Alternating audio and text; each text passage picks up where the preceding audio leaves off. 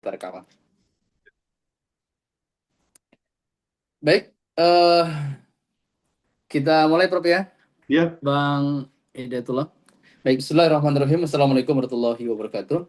Waalaikumsalam. Alhamdulillahillazi hadana li hadza wa ma kunna linahtadiya laula an hadanallah. Asyhadu an la ilaha illallah wa asyhadu anna Muhammadan abduhu wa rasuluhu la nabiyya ba'da. Qala Allah Ta'ala fil Qur'anil Karim, a'udzubillahi minasyaitonir rajim. Bismillahirrahmanirrahim.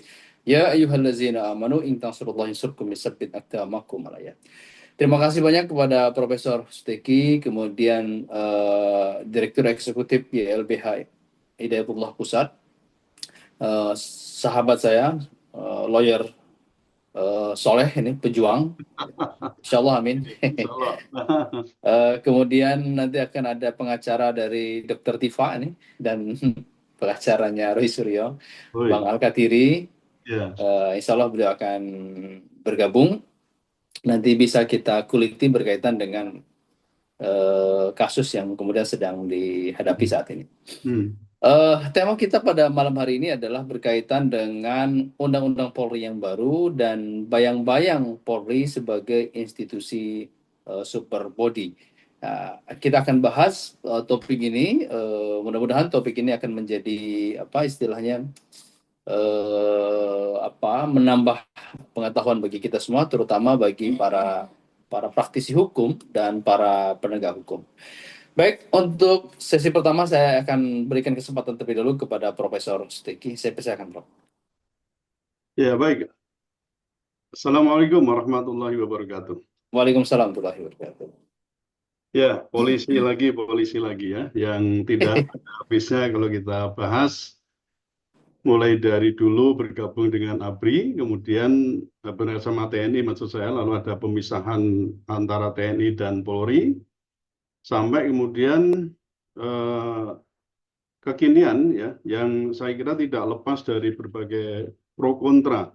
Sampai pada juga ada penelitian yang menyatakan bahwa Polri itu termasuk lembaga negara yang terkorup ya di Indonesia. Selain ada DPR, dia lembaga legislatif kita. Tapi Polri itu termasuk lembaga yang terkorup. Kenapa terkorup? Itu juga salah satunya karena ada diskresi yang besar, kemudian pengawasannya lemah dan disertai dengan minus pertanggungjawaban yang cukup gitulah. Nah, sekarang ini kita menghadapi ada undang-undang Polri baru, dalam arti ini perubahan ya Mas ya. Kalau undang-undangnya kan sebenarnya yang tetap itu kan Undang-Undang Nomor 2 Tahun 2002 itu kan tetap. Nah, sekarang ada perubahan undang-undang, tapi kan tidak menafikan undang-undang yang lama, ya Undang-Undang Nomor 2 Tahun 2002 ditambah dengan ada perubahan di Undang-Undang Cipta Kerja dan ada PP kalau nggak salah yang mengatur ada beberapa perubahan itu. Nah, ini bisa dikatakan perubahan yang ketiga sebenarnya, Mas. Ya, Undang-Undang Nomor 5 Tahun 2026 ya, betul ya. Yang banyak juga yang menyatakan bahwa ini akan berpotensi ya untuk menjadikan Polri itu menjadi lembaga yang dikatakan super body.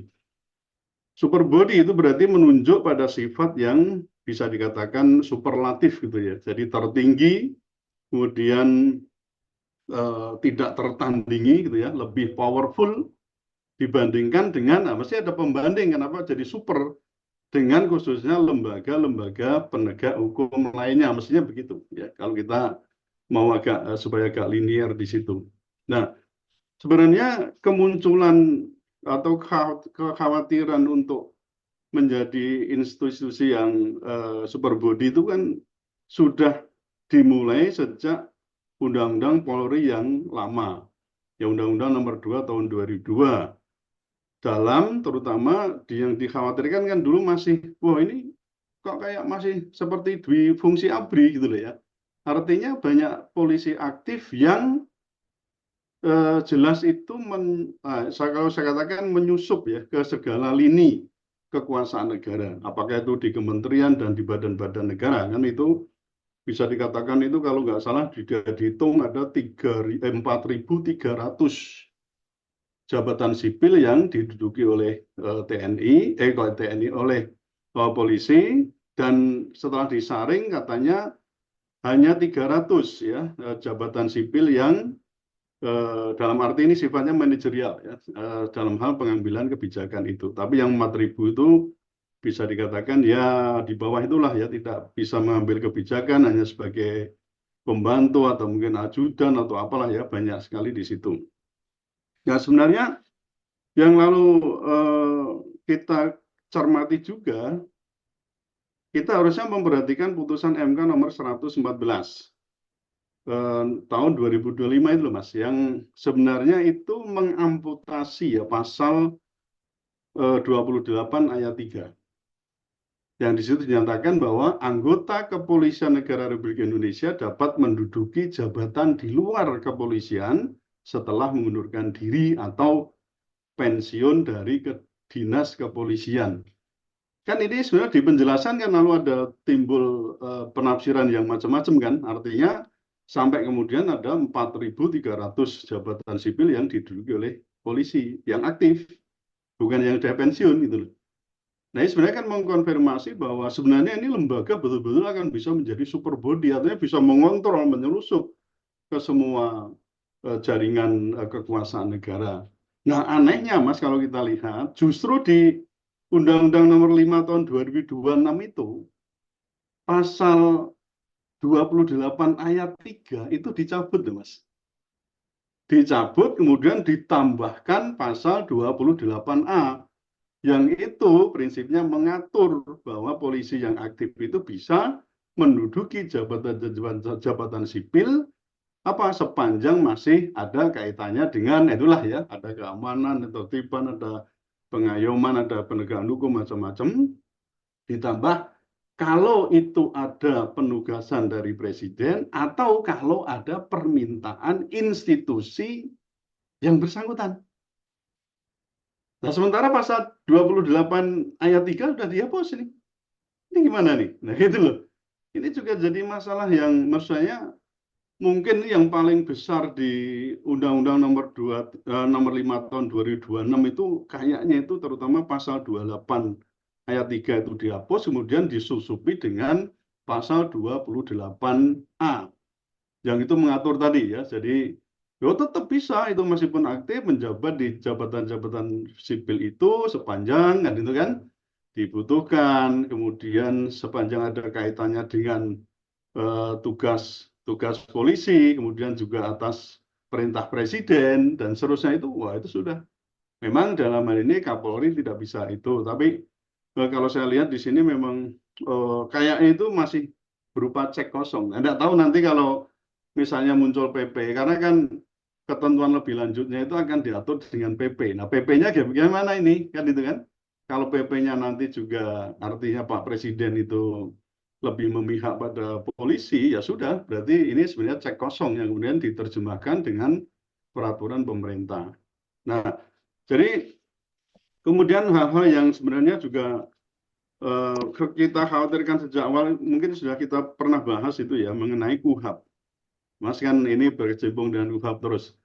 Bagaimana kewenangan polisi yang sangat besar itu dalam mulai dari penangkapan, penahanan ya, yang tadi Mas singgung persoalan penangkapan dan dalam tanda kutip ya, mengarah pada penahanan untuk Roy Suryo dan Dr. Tifa itu kan memang kalau kita lihat semboyannya Polri kalau dalam menjalankan tugas itu kan harus ada pertimbangan agama, kesopanan, lalu ada kesusilaan, kemudian ditambah dengan HAM. 4 itu harusnya itu menjadi landasan untuk tindakan polisi dalam melakukan tugas pokoknya itu. Sebenarnya itu, tapi begitu kemarin disajikan kejadian waktu Roy Suryo itu dan Tifa itu ya, waduh, ini tampaknya kok tidak dijiwai dengan prinsip-prinsip itu gitu loh. Itu mengarah kepada mana? Nah, ini tentu sekali lagi ini ya masih merasa sebagai super body. Belum lagi kemarin kita juga lihat banyak lah ya yang terakhir tanggal 28 Juni ini ya tahun 2026 itu ada rencana konferensi Republik Indonesia tuh Mas di UI. yang dibatalkan secara sepihak. Nah, ini siapa nih yang membatalkan secara sepihak ini? Apakah juga ada campur tangan dalam hal ini dari sisi kepolisian atau apa?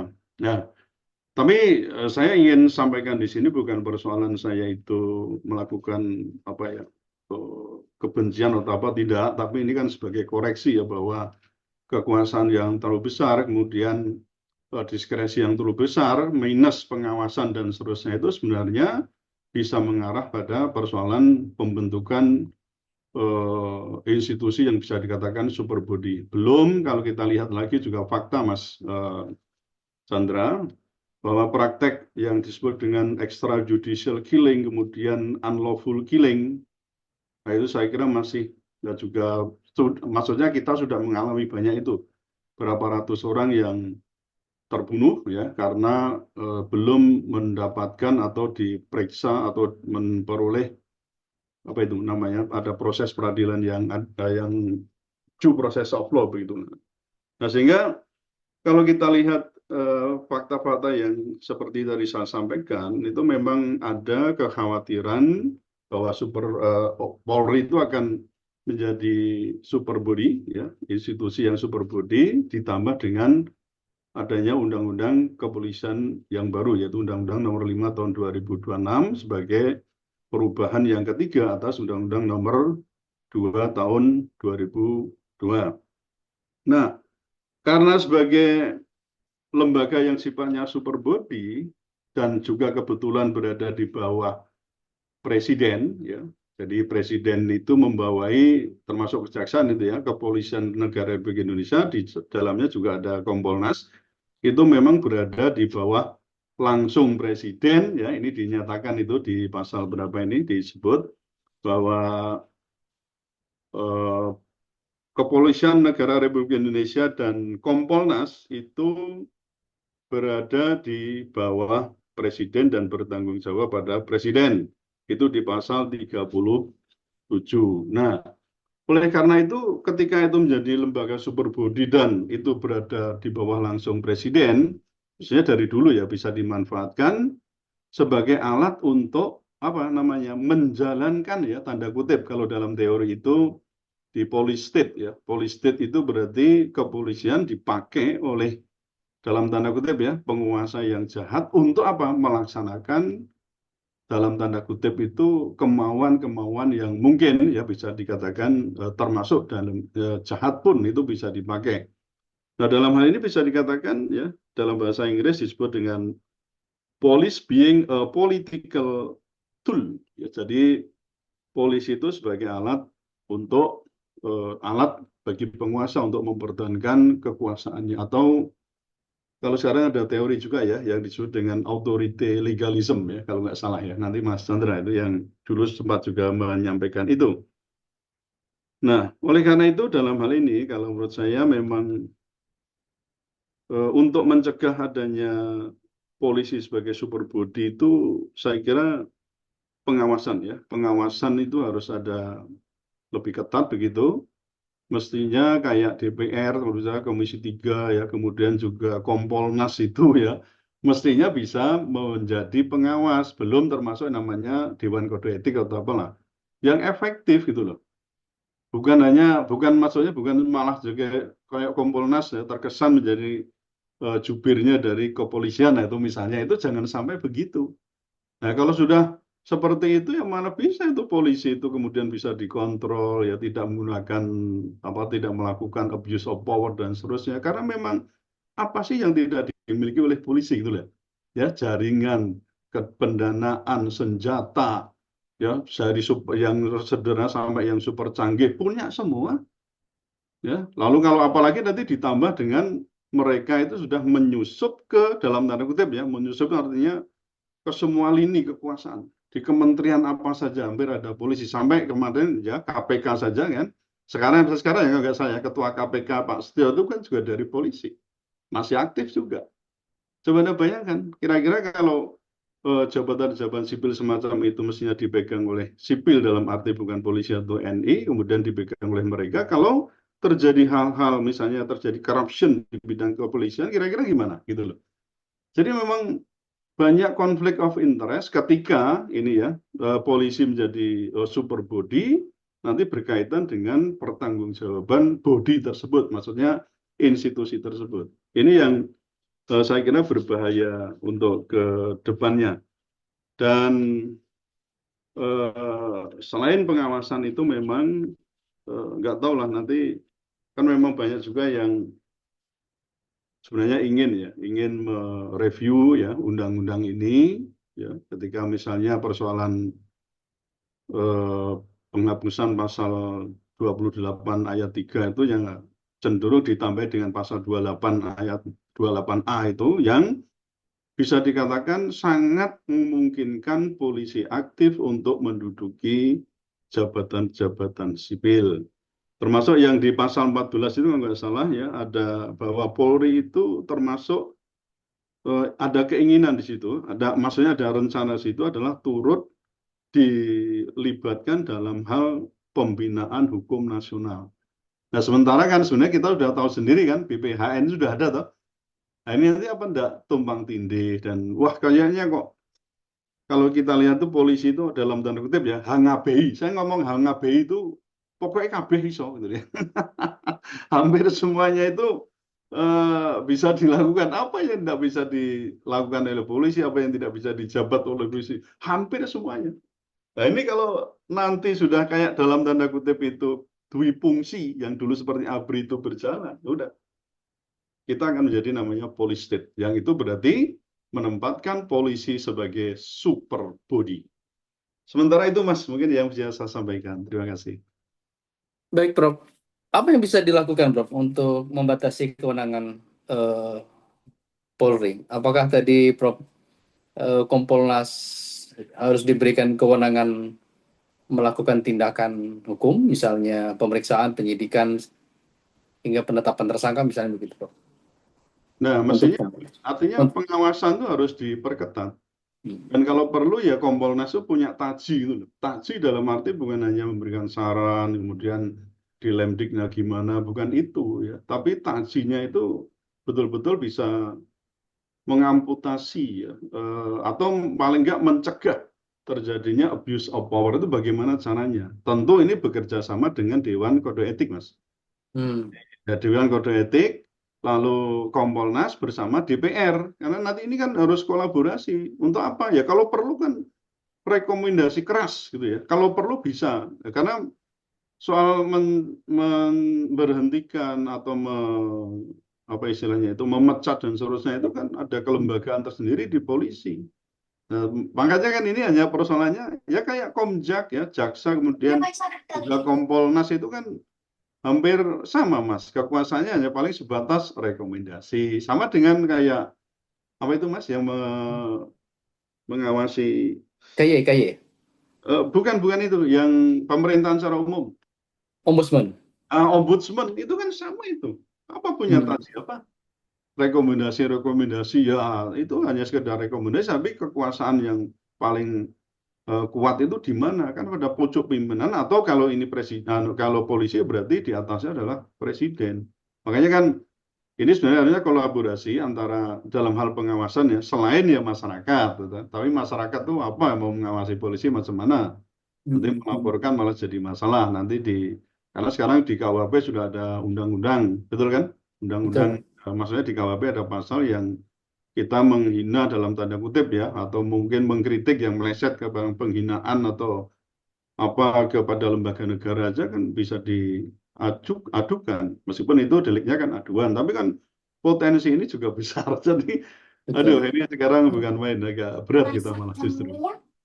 Cuman begini, Bro, kalau misalnya Kompolnas itu diberi kewenangan untuk melakukan seperti bertaji, nanti akan ada pertanyaan. Lalu dikhawatirkan Kompolnas juga nanti melakukan abuse of power. Pertanyaannya siapa yang akan melakukan pengawasan Itu kan, terhadap makanya Kompolnas? kan Kompolnas dan Polri kan di sini di pasal 37 itu kan jelas disebutkan dia berada dan bertanggung jawab pada presiden. Berarti mana kuncinya? Ya presiden, Mas. Kuncinya sebenarnya di presiden sebagai ya kalau saya katakan itu sebagai penanggung jawab dalam hal pelaksanaan tugas ya, di bawahnya kejaksaan kemudian termasuk kepolisian itu ya tanggung jawab penuh di presiden. Presidennya macam mana itu loh. Kalau presidennya mau menggunakan tadi kita katakan sebagai tool ya, sebagai polisi itu sebagai alat untuk melegitimasi kekuasaannya, untuk membackup kekuasaannya, ya sudah. Taruhlah sekarang misalnya di MPG, itu polisi itu punya berapa Mas? Ada sekitar 700-an PPG ya, 700 Mm-mm. atau berapa itu ya? Ya beratusan ya, ratusan Mm-mm. SPBG. Belum TNI juga punya berapa ratus SPBG dan seterusnya. Itu kalau nggak misalnya presiden mengatakan jangan, kamu tidak boleh misalnya membackup atau menjadi penyelenggara SPPG dimanapun. Nah, misalnya begitu. Itu kan keren banget. Jadi lepas. Kalau begini kan sudah kayak masuk. Nah, sementara nah itu nanti di lapangan bagaimana? Belum lagi persoalan nanti ya tahun 2029 itu nanti kan ada gawe besar lagi di sana. Ya sementara yang tahun 2024, 23, 24 kemarin kan banyak juga yang menengarai ini polisi termasuk yang katanya ini ya, ini katanya nanti benar atau tidak. Persoalannya bagaimana membackup kekuasaan yang ada.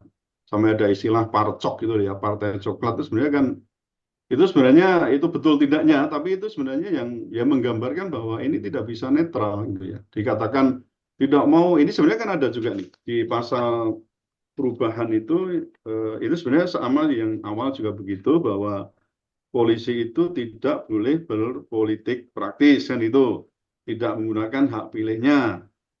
Ya, tapi yang ya tadi ketika misalnya dimanfaatkan oleh presiden, nah dengan kekuasaan yang dari pusat tuh sampai di polsek-polsek, kira-kira gimana, Mas? Itu kan super body itu. Itu melebihi partai loh, Mas itu. Melebihi partai kalau misalnya mau itu jadi partai betul itu. Mm. Bisa memenangkan ya kontestan tertentu gitu. Itu bisa semakin bisa mengokohkan diri di situ. Baik, Prof.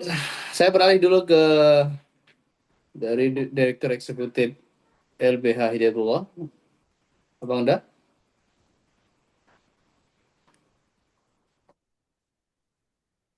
Baik, Assalamualaikum warahmatullahi wabarakatuh. Waalaikumsalam warahmatullahi wabarakatuh.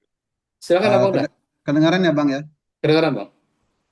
Eh, yang sama-sama kita banggakan ya, Pak Prof. Suteki ini saya kira ini guru dan mentor kita semua ya. Ini kita Wah, kangen dengan cuitan beliau dan ya, termasuk pada malam hari ini kita mendapatkan banyak input ya. Saya kira ini sebetulnya juga bisa dibilang lepas kangen dengan beliau.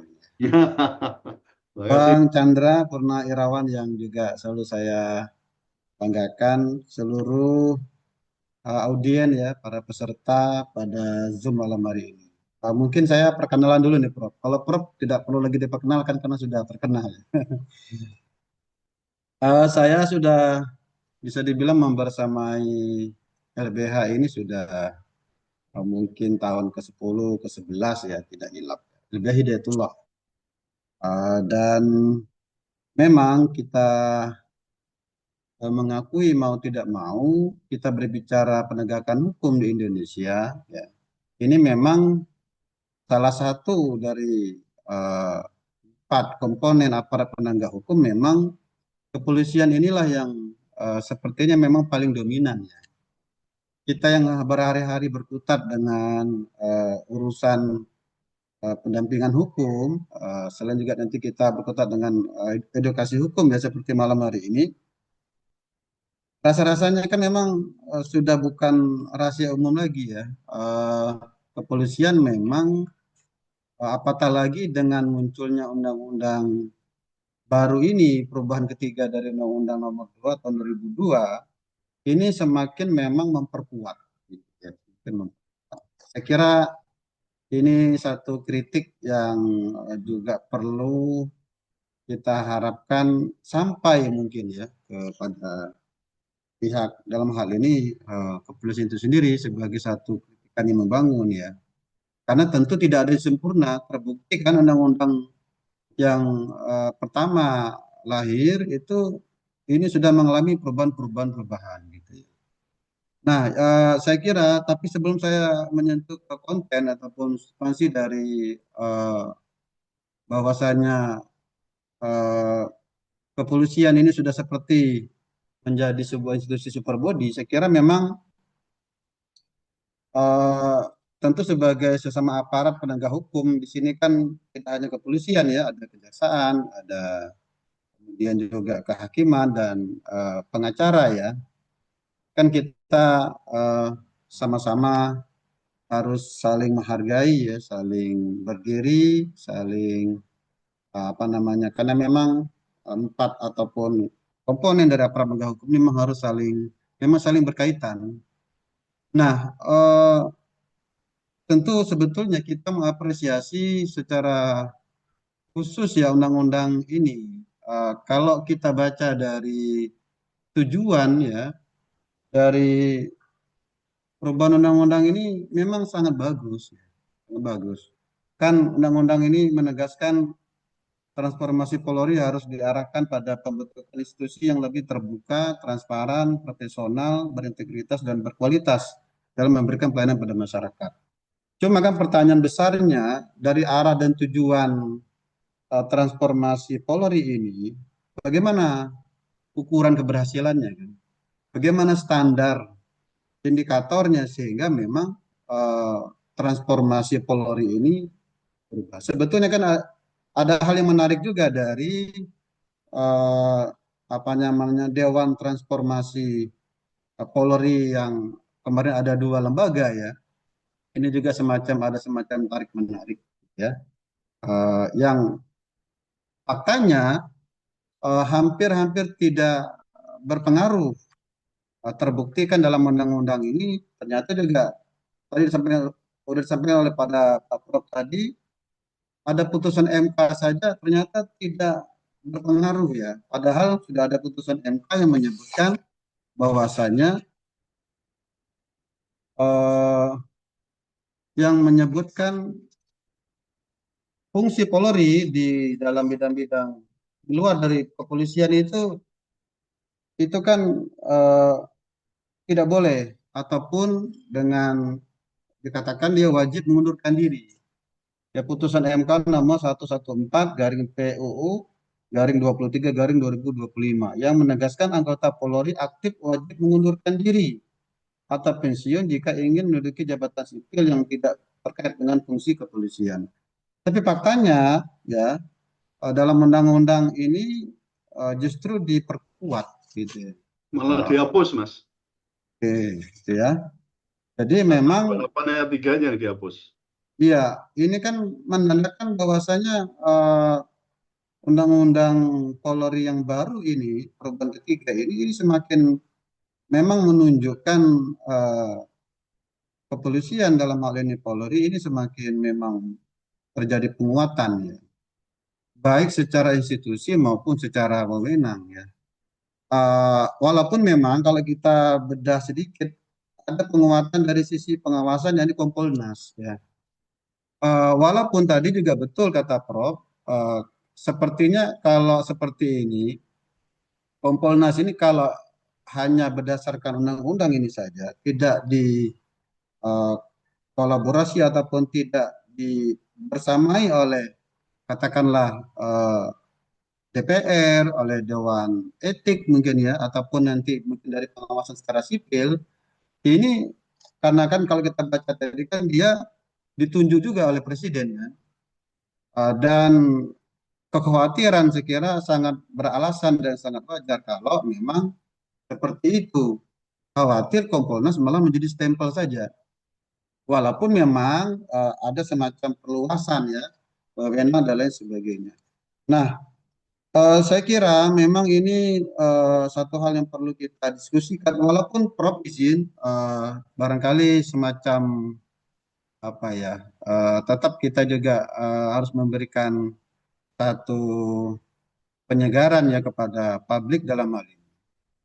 Eh, Kalau kita berbicara tentang bahwasannya apakah lebih penting mana antara undang-undang dengan eh, integritas penegak hukum dalam hal ini kepolisian, ya paling tidak ini untuk sekedar mengobati kita ya. Kita bisa kutip misalkan dari seorang ahli hukum Belanda, Taverny misalkan. Walaupun juga ada yang mengatakan tidak dari beliau. Ini semacam apokrif. Beri aku penegak hukum, ya bisa jaksa, bisa polisi, bisa hakim, gitu ya. Maka dengan undang-undang yang buruk sekalipun, maka eh, akan bisa menghasilkan putusan yang baik. Saya kira dan sebaliknya ya, artinya memang undang-undang sebagai sebuah satu struktur ini kan selain memang struktur hukum itu kan selain terkait dengan aparat itu sendiri, ada undang-undang dan ada budaya hukum. Ya, dalam hal undang-undang yang kita memang melihat dan nanti kita akan bedah lebih dalam, ternyata memang masih ada celah-celah yang ini dikhawatirkan terjadi abuse of power misalnya, ya, terjadi overlapping ya. Saya kira satu poin saja ya. Tadi kan Pak Prof sudah mengupas tentang saya kira apa namanya ini fungsi ganda ya, ataupun dengan diperbolehkannya anggota Polri aktif untuk mengisi cukup banyak jabatan-jabatan yang saya kira dalam hal ini hampir semua kementerian dan instansi-instansi yang cukup penting ini sebetulnya kan agak mengkhawatirkan, terlepas tadi kan utamanya kan yang berkaitan dengan tugas kepolisian itu sendiri.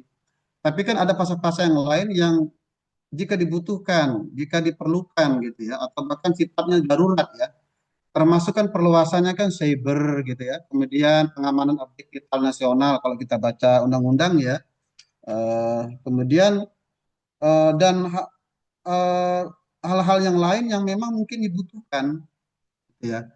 Nah ini kan perluasan-perluasan fungsi dan jabatan ini kalau tidak dikawal ataupun tidak diatur lebih spesifik, ini kan cukup mengkhawatirkan. Yang mana sebetulnya memang kepolisian pada saat ini sudah hampir bisa dibilang ya hampir ada di semua lini gitu ya. Ini ya saya kira kekhawatiran di fungsi ya seperti TNI ya. Ini kan juga ada isu sebentar lagi juga akan disahkannya undang-undang kejaksaan ya, yang saat ini masih menjadi RUU ya.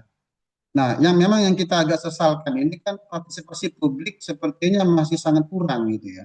Kita tahu kasusnya Andri ya, yang menjadi korban dari salah satu aktivis yang sangat getol menguatkan tentang bagaimana mengawal RUU TNI itu. Dan tiba-tiba cukup senyap Undang-Undang Polri ini disahkan, tepatnya pada tanggal 17 Juni yang lalu kan, tanpa ataupun tidak seperti yang biasanya gitu ya. Artinya sangat bisa boleh kita katakan masih sangat kurang partisipasi publik dalam hal mengawal RUU Polri ini ya, yang telah menjadi undang-undang yang semestinya karena memang kepolisian ini memang menjadi salah satu aparat penegak hukum yang bahkan kita selaku pengacara atau advokat atau orang hukum yang memang paling banyak berhadapan dengan kepolisian karena berkaitan dengan garda pertama ya dalam kita menghadapi ataupun melakukan pendampingan hukum ini sepertinya memang ada semacam apa ya kalau bahasa kita ya mungkin mensrea ya yang sepertinya diaminkan oleh negara dalam hal ini sehingga memang bukannya apa namanya Polri ini kan salah satu yang harus kita kuatkan bersama kan memang narasi-narasi yang berkaitan dengan ini kan cukup bagus dan indah ya. Tapi sebagus apapun demokrasi, narasi demokrasi dalam artian bagaimana termasuk dengan munculnya undang Polri ini kan ini profesionalisme, pengawasan, HAM dan pelayanan publik. Tapi kan tidak cukup kalau sekedar dengan niat yang baik ya. Tapi juga harus diukur dari seberapa kuat kekuasaan itu dibatasi dan diawasi. Saya kira memang pointernya pengawasan, walaupun dalam hal ini diwakili oleh Kompolnas secara khusus, gitu ya. Tapi memang melihat Kompolnasnya seperti dalam perubahan undang-undang ini juga ternyata menurut pandangan kita ini belum cukup ya. Uh, Apatah lagi dia khawatirkan tadi dia karena dia sifatnya juga ditunjuk, diangkat dan diberhentikan oleh presiden gitu ya. Saya kira memang masih perlu atau celah pengawasan ini masih sangat terbuka lebar. Yang ini kan begini, tadi standar indikator keberhasilan Polri itu apa misalkan satu. Kemudian bagaimana pengawasan kalau ada anggota Polri yang melakukan tindakan atau pelanggaran hukum misalkan itu. Kita tahu cukup banyak kasus yang terjadi kan. Nah, sepertinya ini kan masih perlu apa ya? Kalau bahasa kita reformasi kepolisian ini tidak hanya memperkuat institusinya, tapi juga bagaimana kontrol terhadap institusi tersebut ya. Nah ini kan khawatirnya kan Kompolnas ini sepertinya khawatirnya tidak punya gigi gitu ya. Karena seolah-olah sudah hampir sama seperti kita bisa bilang sebagai setempat. Terakhir mungkin Bang Chandra saya cukupkan dulu. Tetap kita menghargai institusi kepolisian gitu ya. Dan kita apresiasi undang-undang ini walaupun menurut kita masih cukup banyak yang perlu kita ini. Dan kita berharap tidak hanya dengan penguatan undang-undang yang walaupun menurut kita masih cukup banyak celah gitu ya. Sebetulnya yang lebih ataupun tidak kalah penting ini adalah bagaimana integritas gitu ya dari seorang kepolisian itu sendiri ataupun anggota Polri itu sendiri. Karena sebagus apapun undang-undangnya ataupun aturan yang disepakati dalam hal ini katakanlah undang-undang dan peraturan kepolisian ataupun perkap ataupun lain sebagainya, ini kalau anggota Polri-nya sebagai sebuah eh, apa namanya ini mereka yang menjalankan ini kalau tidak berintegritas, ini undang-undang yang baik pun ini akan menghasilkan putusan yang tidak baik ataupun akan terjadi penindakan ataupun menghasilkan hukum yang masih tidak baik. Saya kira kita sepakat bahwasanya penegakan hukum ini adalah tugas kita bersama selaku anak bangsa, selaku aktivis hukum, termasuk para advokat juga tentu dalam hal ini yang paling banyak berkoordinasi dengan pihak kepolisian juga tentu dalam hal ini menunjukkan bahwasanya kita siap bergandeng tangan dengan pihak kepolisian, siap bekerja sama gitu ya, dan kita ingin bagaimana aturan yang telah diberlakukan ini bisa kita sama-sama jalankan dengan kita juga membantu dari sisi kepengawasan, kita memberikan masukan-masukan, termasuk melakukan pembinaan hukum yang juga ternyata juga menjadi salah satu tugas baru dari kepolisian itu sendiri. Saya kira itu dari saya. Sementara Bang Chandra dan Pak Prof, terima kasih atas perhatiannya. Terima kasih. Baik, terima kasih. Sambil menunggu pembicara yang ketiga dari pengacaranya Dr. Tifa yaitu Bang Abdullah Al-Katiri, beliau belum masuk. Sambil menunggu beliau, sikap atau posisi LBH Pelita Umat pada forum Islamic Lawyer Forum edisi ke-87 berkaitan dengan Undang-Undang Polri ini, bahwa sikap LBH Pelita Umat pertama tentu diperlukan adanya pengawasan yang kuat, baik itu dari sipil dalam konteks ini adalah masyarakat. Yang kedua adalah penguatan oleh Kompolnas, gitu ya. Yang ketiga tentu saja adalah Propam secara internal. Pengawasan ini bukan sekedar pengawasan yang sifatnya normatif seperti sekedar saran ataupun advice ataupun nasihat. Nah, kemudian kita justru berpendapat bahwa seperti Propam begitu ya, kalau dan Kompolnas itu digabung, kemudian kewenangannya diberikan kewenangan yang dapat melakukan penindakan begitu ya terhadap adanya potensi-potensi pelanggaran dari anggota-anggota Polri. Jadi dia dibentuk secara independen, kemudian diberikan kewenangan lebih lanjut lagi, bukan sekedar nasihat ataupun saran. Itu yang pertama. Kemudian yang kedua, tidak bosan-bosannya kita dulu pernah memunculkan wacana agar kewenangan Kantipmas dan kewenangan penegakan hukum itu dipisah. Jadi tidak digabung. Jadi Kantipmas itu berada di Polri, tetapi proses penegakan hukum itu dipisah, gitu ya. Dipisah dalam arti ini adalah dibentuk institusi baru yang tugasnya adalah berfungsi sebagai penegak hukum, tetapi tidak merangkap sebagai pelaku Kantipmas, tidak merangkap dalam konteks ini aparat Kantipmas. Dan selama ini bahwa Polri merangkap dalam konteks penegakan hukum, tetapi juga merangkap dalam konteks Kantipmas. Coba bayangkan institusi ini begitu besarnya. Satu, dia pegang senjata. Kedua, dia mengatur masyarakat. Ketiga, dia menertibkan masyarakat. Keempat, dia diberikan kewenangan penindakan dan penegakan hukum. Ini kewenangan yang sangat besar. Oleh karena itu selama ini kita selalu mewacanakan bahwa pemisahan kewenangan Kantipmas dengan kewenangan proses penegakan hukum. Nah ini supaya super body-nya kemudian tidak terlalu berkumpul pada satu institusi. Itu yang kedua. Kemudian yang ketiga, sikap dari LBH Pelita Umat dalam menyikapi revisi Undang-Undang Polri ini yang sudah disahkan beberapa waktu yang lalu. Pendapat kita yang ketiga adalah sikap yang ketiga adalah bahwa kita perlu melakukan istilahnya judicial review begitu ya di Mahkamah Konstitusi dan juga melakukan hak uji material terhadap regulasi turunan yang mengatur berkaitan dengan undang-undang Polri yang baru ini.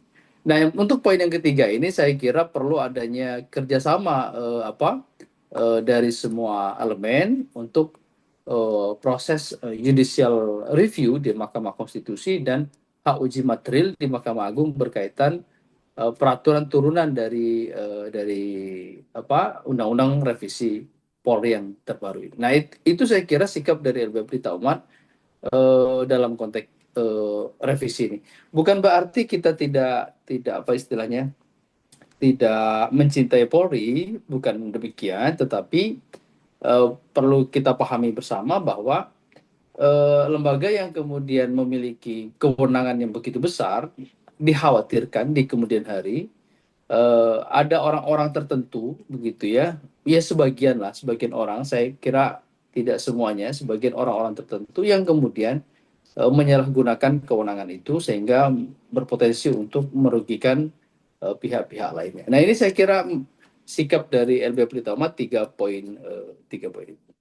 Baik, sebelum saya lanjutkan sambil menunggu dari Bang Abdullah Al-Kathiri, saya kembali kepada Profesor Suteki sebelum nanti saya persilahkan bagi para penanya untuk menanyakan satu dan lain hal. Baik, Prof tadi Prof mengatakan bahwa mesti ada penguatan dari Kompolnas. Pertanyaan saya begini, Prof. Apakah di Indonesia ini tidak terlalu banyak lembaga Prof, yang fungsinya saling mengawasi? Kalau saling mengawasi begini, apakah muncul ketidakpercayaan satu sama lainnya? Nanti akan ada pertanyaan, siapa yang mengawasi pengawas? Nah, begitu Prof nanti ya. Demikian, silahkan Prof. Ya, sebenarnya semakin banyak pengawas itu sebenarnya menunjukkan bahwa di situ mulai muncul antras ya. Jadi distrust atau antras sebenarnya. Jadi ketidakpercayaan terhadap kemandirian dan juga kualitas integritas dari suatu institusi. Tapi kan hampir semua institusi itu pasti ada pengawasan. Apakah itu pengawasan internal maupun pengawasan eksternal. Kan dua itu mesti berjalan bareng. Nah, mestinya yang paling kuat ya, yang paling bisa mengubah itu mestinya pengawasan yang eksternal. Ya diharapkan Kompolnas itu kan menjadi, tadi saya katakan dan Mas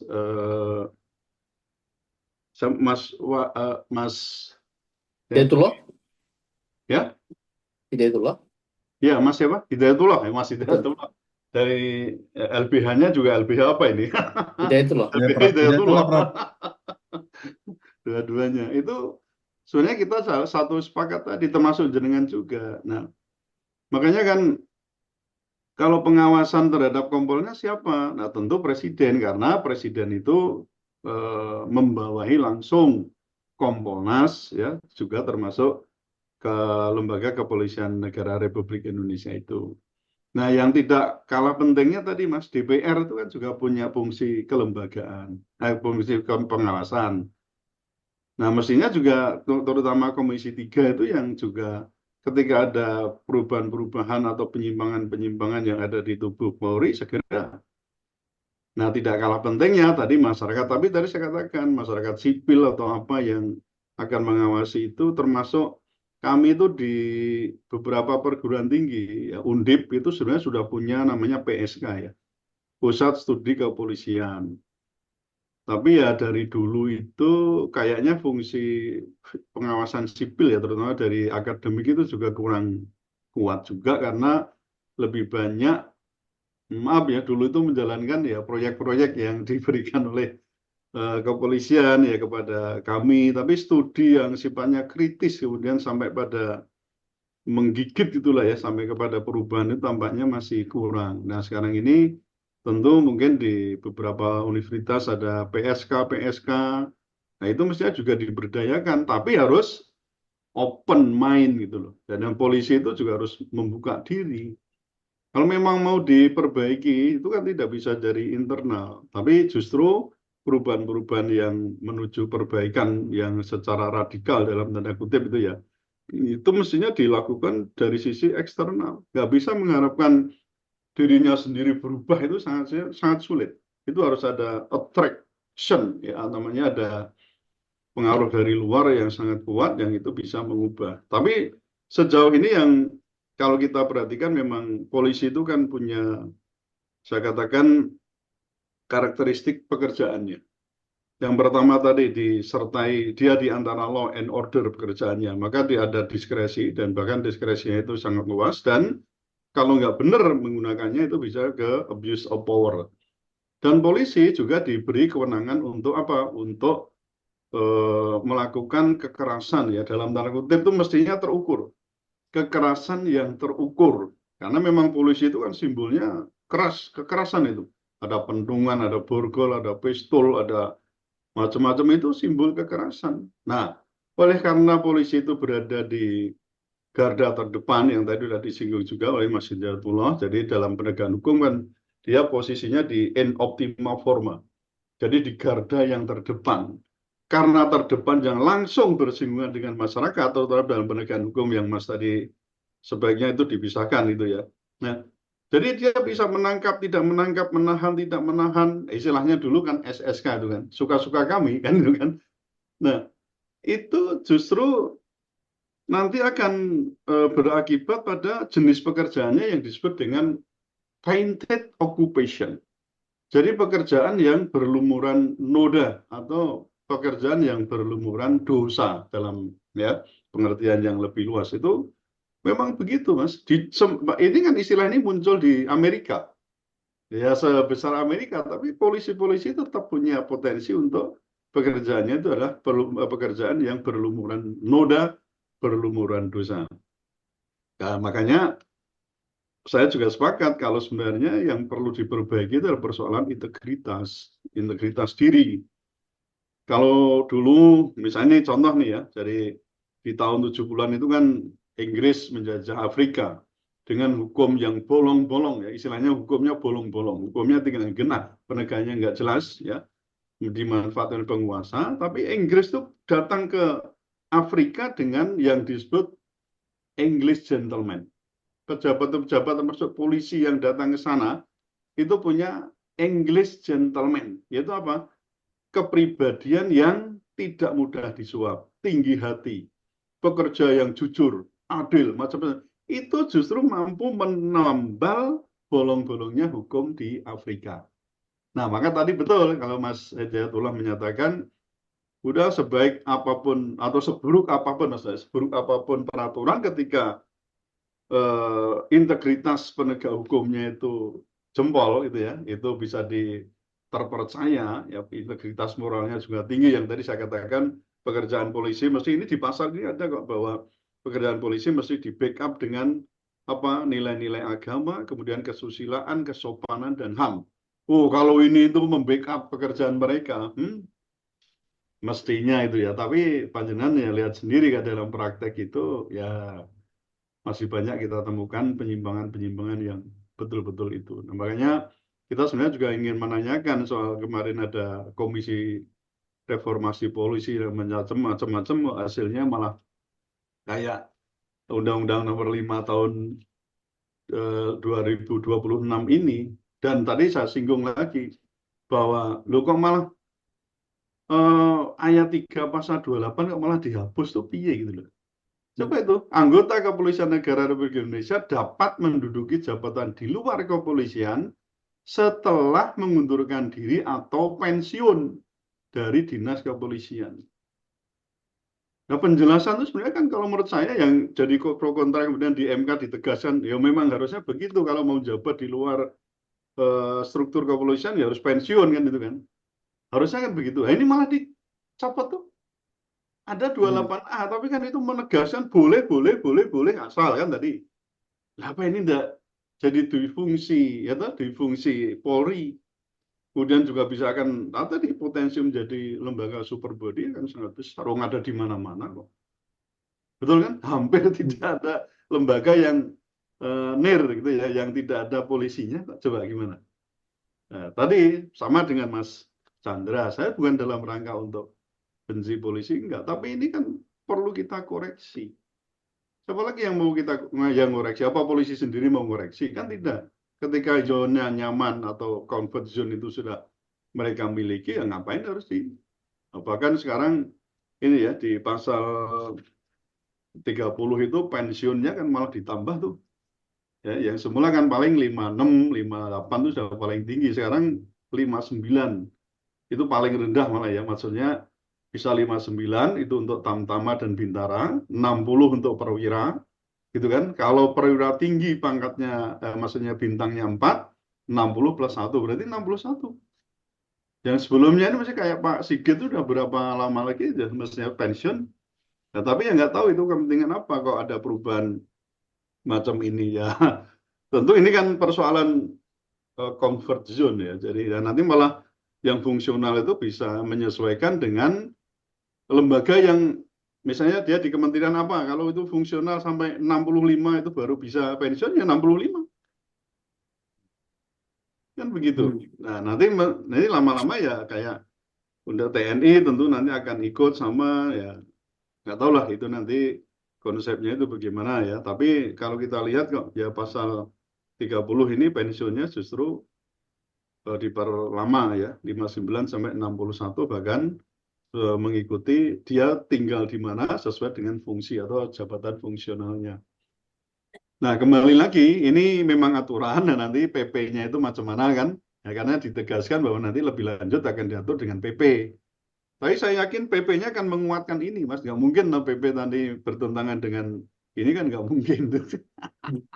Jadi kalau mau judicial review ya PP-nya berarti uji material ke MA, lalu yang undang-undangnya ke Undang-Undang Dasar berarti ya ke MK, berarti dua-duanya. Kan tidak mungkin itu menguji PP di MK, kan tidak mungkin kan? Karena yang diuji kan mesti undang-undang terhadap Undang-Undang Dasar 1945 atau konstitusi. Begitu, Mas.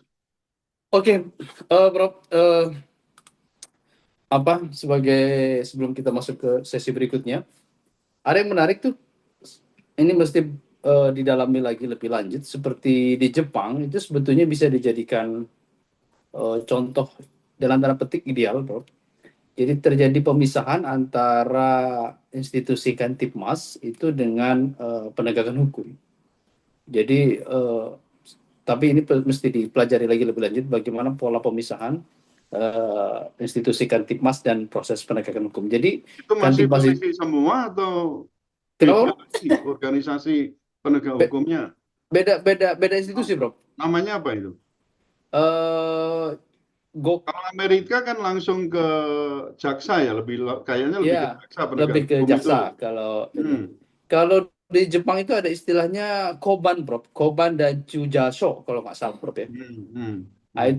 itu yang menangani berkaitan dengan Gakum.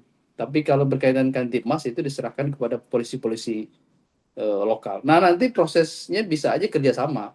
Misalnya mau melakukan penangkapan ya kerjasama dengan polisi kan begitu. Sama seperti jaksa kan. Sekarang kalau jaksa mau nangkap minta kerjasama dengan TNI Tapi begitu kan. jaksa sendiri bisa menangkap kok. Kan Betul. Cuman kan menangkap. yang Hmm. pegang senjata kan TNI atau Betul. polisi. Ya, Nah, ya. proses itu mungkin Prof. Kerjasamanya di situ. Cuman secara gakumnya dia terpisah itu. Nah ini saya mesti pelajari lebih lanjut berkaitan yang di Jepang itu. Baik, Bang Hidayatullah, ada yang Ya, disampaikan sebelum masuk boleh sesi berikutnya? sedikit. Tadi betul kata Prof. Suteki. Saya kira tadi menarik terkait tadi ada satu poin terkait dengan rangkap jabatan ya. Dalam hal ini tadi kan pertama kan yang berkaitan dengan fungsi kepolisian. Itu kan ada sekitar yang sudah resmi ataupun yang sudah ini kan 17 kementerian ya. Mm-mm. Ditambah lagi itu eh, anggota kepolisian juga boleh menduduki jabatan di luar organisasi kepolisian itu sendiri kan. Nah, ini kan di ayat pasal 28 ayat 3 itu malahan itu boleh atau dapat mengisi jabatan di luar organisasi kepolisian sepanjang terdapat permintaan dari kementerian atau Ya, lembaga yang membutuhkan keahlian iya. yang dimiliki anggota kepolisian. Jadi begini, saya kira ya sebetulnya kan begini, sebagai sebuah personal dan institusi ya kalau mereka memang sepanjang dibutuhkan memiliki ya kan itu saya kira kan itu sah-sah ya tapi yang kita khawatirkan ini kan sebetulnya kan coba sebelum ada undang-undang Polri yang baru saja eh, ini kan sebetulnya banyak lembaga yang sudah melihat ini institusi Polri ini dan ditambah lagi dengan undang-undang ini kan semakin menguat Hmm. apa tidak menimbulkan kecemburuan bagi lembaga yang Iya, lain. pasti. Saya kira ini yang juga perlu kita sorot ya. Kenapa kok seolah-olah hanya eh, kepolisian itu sendiri yang seolah-olah tanda kutip dianak emaskan gitu ya. Nah, diperkuat institusinya, diperluas wewenangnya, tadi kan dengan mereka boleh kan Negaranya. menduduki gitu ya, Bro. Bahkan ditambah usia pensiunnya. Iya. Pertanyaan besarnya, apakah ini tidak menimbulkan kecemburuan tadi bagi lembaga-lembaga yang lain yang sebentar lagi dalam hal ini kejaksaan juga kan sedang digodok nih. Iya. Kalau begini kondisinya, ya kita juga tidak akan kaget nanti kalau kejaksaan juga ternyata juga akan tuh, bisa mengikuti ataupun ya berharap sama. Kalau begini, ini semakin mengkhawatirkan kita. Ya bukan kita katakan terjadi pelemahan sipil ya.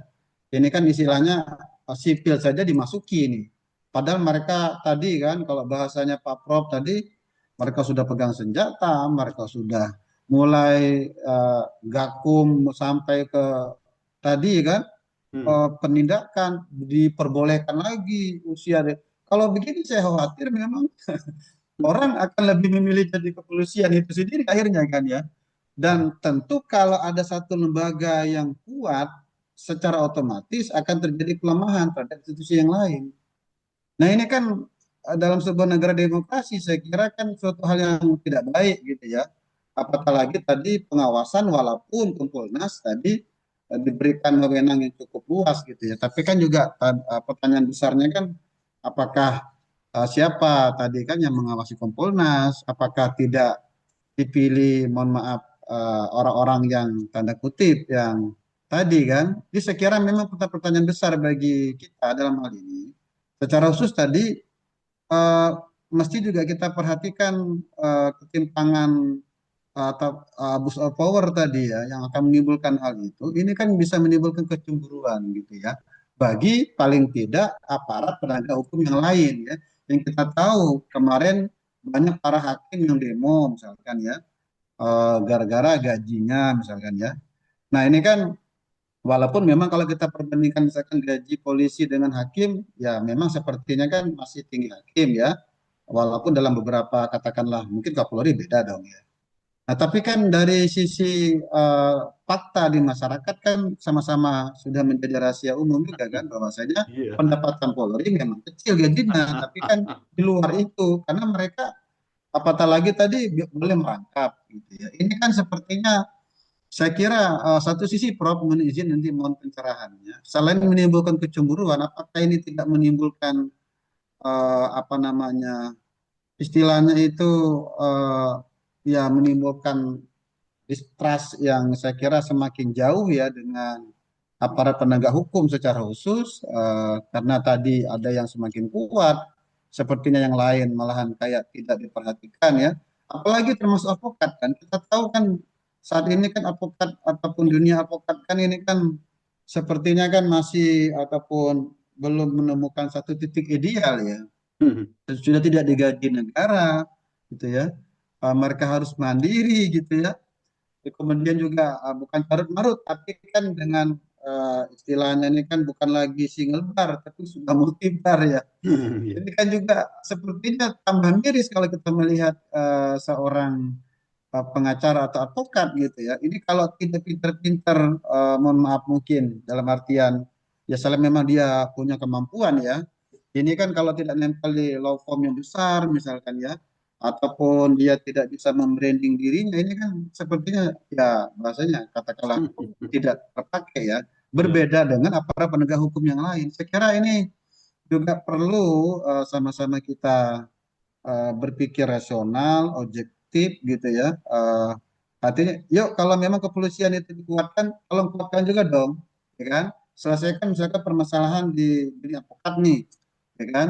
Bagaimana jaksa, bagaimana hakim, bagaimana KPK, bagaimana sehingga memang saya kira tidak ada satu institusi yang merasa dianaktirikan gitu ya.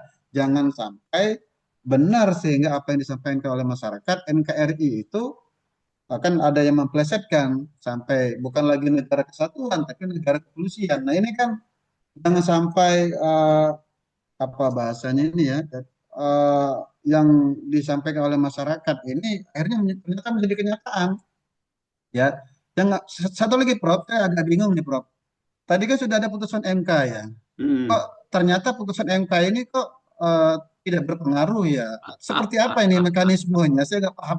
Bahkan kan ayat 3-nya dihapus ya, padahal itu kan cukup Iya. penting gitu ya. Malahan ininya diperluas lagi. Oh, iya. Jadi kita malah butuh pencerahan nih Prof. Karena antara MK dengan undang-undang ini seperti apa ini Prof? Terima kasih Prof. Wah, ini Mas Chandra, ini sedikit ya saya mau adanya Ya Prof. menanggapi tadi kita bicara bareng ini sini. Dari yang pertama tadi kayaknya memang kita perlu ada grand design ya dalam hal penegakan hukum. Artinya termasuk salary, pemberian penghargaan ya merit system itu memang harus betul-betul dipikirkan. Jadi mungkin tidak hanya di criminal law, criminal justice system, termasuk yang lain, termasuk dalam hal misalnya ketika TNI itu terlibat dalam penegakan hukum. Kan memang memungkinkan kan ketika Polri meminta bantuan gitu ya kepada TNI karena kewalahan dalam hal penegakan hukum, ini masih penegakan hukum, itu bisa meminta bantuan dari TNI. Nah nanti sama Mas, ini polisi gini, ya TNI nuntut sama. Nah, berarti kan harus ada standar yang umum untuk merit system. Sekarang hakim dinaikkan 250% kan ya. Ya saya termasuk senang sih ya anak saya kan dua hakim ya, termasuk menantu juga hakim itu seneng saya gitu. Tapi di sisi lain nanti jaksa bagaimana ya gitu. Nanti oke mungkin polisi ya polisi jaksa tentu akan langsung kemudian meminta nanti lapas gimana, TNI bagaimana. Nah ini berarti apa standar pemberian salary kita secara nasional harus ada evaluasi. Nggak bisa dibiarkan begini nanti masing-masing lembaga akan nuntut dewi-dewi itu ya. Standarnya tidak jelas ya, merit sistemnya nggak jelas ya, ambiar itu pasti nanti akan muncul tadi kecemburuan-kecemburuan baru. Akhirnya misalnya, woi Polri gajinya sedikit, bagaimana nih? Saya berada langsung di garda terdepan nih. Saya bisa menangkap, tidak menangkap, kan itu kan. Bisa kemudian mencari, dalam tanda kutip ya, mencari sesuatu yang ada di sini bagaimana? Bisa kejual beli perkara, bisa macam-macam bisa. Lawang advokat itu Mas, akhirnya kan begitu. Advokat itu oleh Bang Arteria Arteria Dahlan, betul ya? Ya, Itu dikatakan 99% itu adalah black advokat. Apa? Tempat sebenarnya maklar kasus, penghubung para penegak hukum, penampung duit-duit yang macam-macam. Nah ini kalau yang nggak white advokat yang hanya 1%, itu 99%.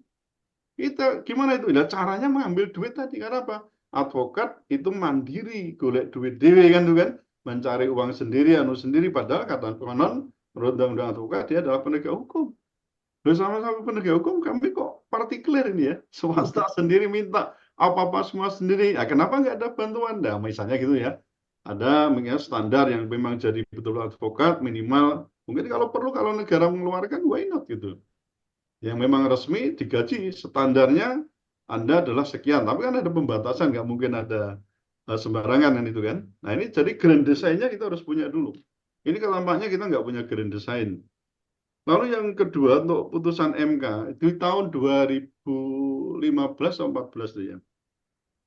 Itu ada hasil penelitian dari dosen-dosen di Trisakti, Mas. Yang hasilnya itu prinsipnya begini, ada sekitar 23% sampai 25% putusan MK tidak dipatuhi oleh stakeholder. Jadi kalau ini menurut saya tidak dipatuhi. Pasal 1, putusan MK nomor 114 tahun 2025 loh. Ini belum lama loh Mas ya. Jadi putusan MK nomor 114 PUU 13/2025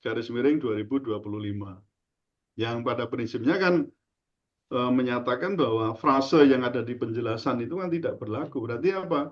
Ya masuk ke pasal 28 ayat 3 itu bahwa anggota Kepolisian Negara Republik Indonesia dapat menduduki jabatan di luar kepolisian setelah mengundurkan diri atau pensiun dari dinas kepolisian.